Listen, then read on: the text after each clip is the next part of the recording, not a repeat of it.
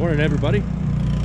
Beautiful morning here in Bismarck. We have a 185-foot curb job here this morning. It's just a simple straight color. This is called a Walnut Taupe. It's from a Butterfield color chart. That's what we're using. I know a lot of you guys don't, especially on the East Coast, just do a lot of stamping. Everything is stamped. We offer all that here, so it's if they want a gray curb, we're going to do this property over here tomorrow. But if you want to do gray curb or straight colored smooth curb like that, stamp, so on, they all have their choices. I wanted to show you what we do for bed edging. The customer knows at the beginning that 9 times out of 10 we're going to be outside the sprinklers. Now we tucked it inside the sprinkler right there just because it was easy to do that. Over here and down the way, they know that the sprinklers are going to be inside the curb now, and they're going to shoot over the curb. I tell them that if they're too low, you can put a riser on there, a little 1-inch riser. It's very, very simple. But if we went off their existing line here where they pulled everything back, and now we're going off the line that essentially does not look good, and we're going to have to adjust that to try to fit into that line. You can see that deep trench.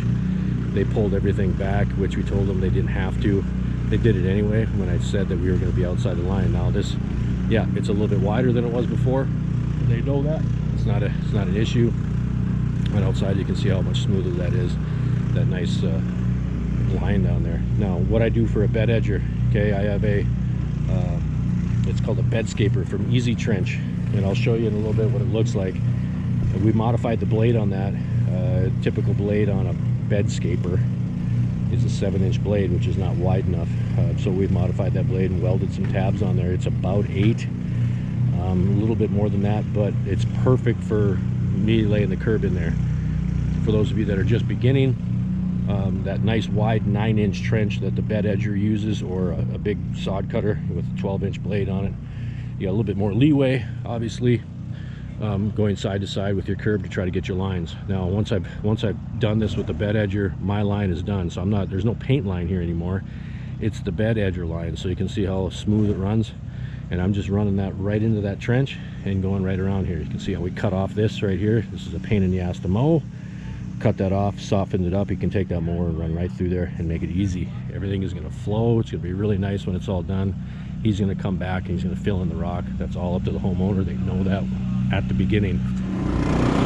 Okay, this is the bed scaper, my Easy Trench. See how small it is? About 50 pounds lighter than a bed edger, and you can see how the back tires are on casters. So really, really easy to maneuver. And this, you can take that bolt out right there, and that will fold up, and you can just lift it and throw it on the back of the truck. It's pretty, pretty simple. The blade in here, yeah, you can see how we've welded tabs onto that blade to make it wider, to make it smoother.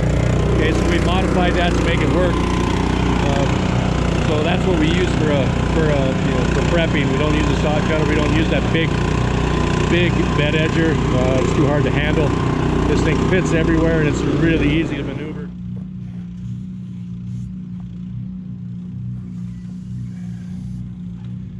It's supposed to be weight, huh? You can put one somewhere in there. Yeah. Or yeah, let's wait till the next mix. Okay. Yeah. I've been doing this for a long time. Oh, geez, you guys.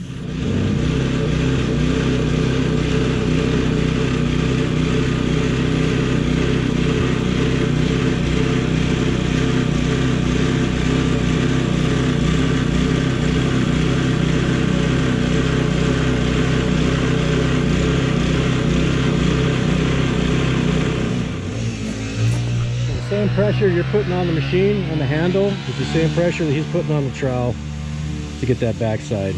Put your elbow outside the curve, and you can put pressure in and down to close up anything on the backside. Okay, you don't see there's no separations on the back. Everything is nice and tight. Not gonna have any cracking issues here. Okay, so he's taking his elbow and he's pushing it in like you're doing flies, when you used to lift weights before you got old and fat. Same pressure on the trowel going on the inside curve. Okay, so I'm directing my body to the outside of the machine to get pressure on the bottom. It's going to do the same thing on a trowel. Instead of getting your elbow on the outside to pack the backside, you don't. You get your thumb and forefinger on the front of the curb, just like that. So he's pushing down with his right hand with his knuckle, pushing in with his thumb, and to get everything on the front nice and tight, because the back will be tight because it's the way the curve is. Let's see what we did for drains here. Again, you can't see angles really well in the video. That's all coming downhill, and if we didn't put a drain there, it's probably going to run right straight down to the bottom here because gravity's going to take it there. We put drains there anyway, just because if something does happen and they say, well, you didn't have drains at the bottom, even though water is going to go downhill, we put them in there anyway. And then we'll put another 1 or 2 down here just to make sure.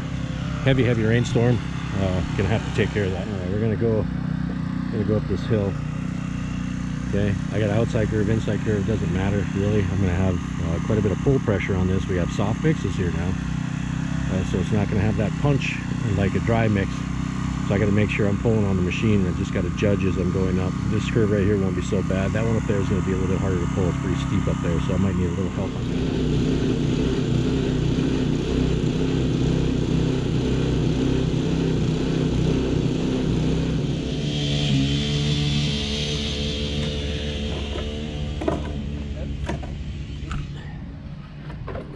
For me, uphill, downhill, I'd rather go downhill, especially when I can get traction.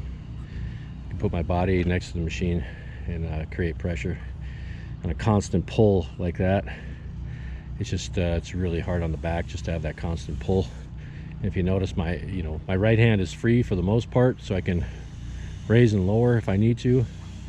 When it's not raising and lowering, it's on the crossbar, so I can help pull. But once I lift my hand off and stop, off the crossbar and start raising and lowering, now I'm doubling the amount of pull pressure in my handle. I have to compensate for one hand being off there. Okay, so you have to, if you don't, it's just going to sit there and bounce, and then you might have a blowout, which sucks. Okay, we're going to have a little bit of issue going up this hill. Okay, I got an inside curve going up the hill.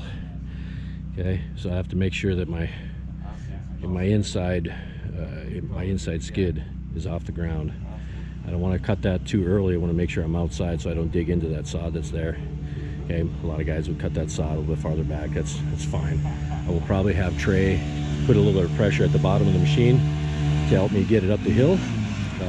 Not pushing it up the hill, but he's preventing it from going back down. Okay, so you can see how steep that is right there. So I'll just let this run, and you guys can kind of get an idea of what sometimes we have to do.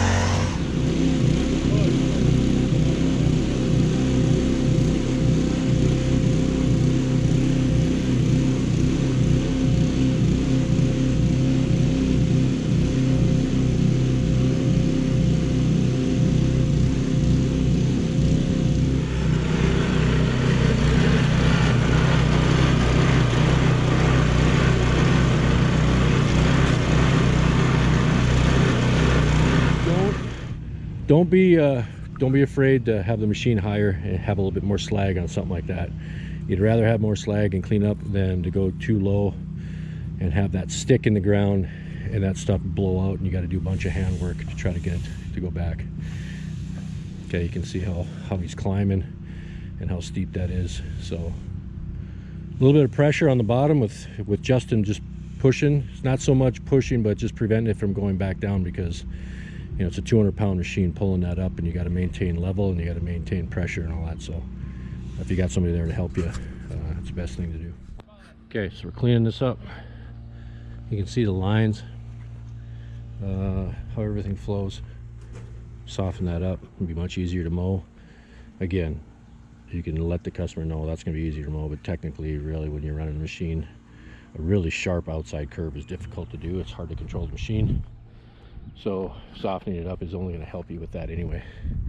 Okay, so you can see how that flows. It's way better.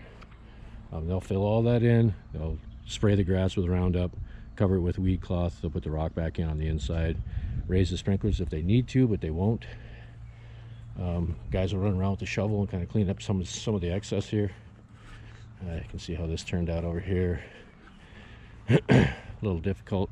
Critique myself a little bit. I got a couple little wobbles right there. You can see that a little bit easier now. When the grass is a little bit taller, you won't be able to see any of those little things on the front. The backside's the most important. It's all been sealed twice now with a Butterfield clear guard, 184 feet I think, or something like that. So We'll be on to the next one. We actually have to paint the lines on the next house over. We're doing that tomorrow. We have a big carve job after this, so we got to prepare for that.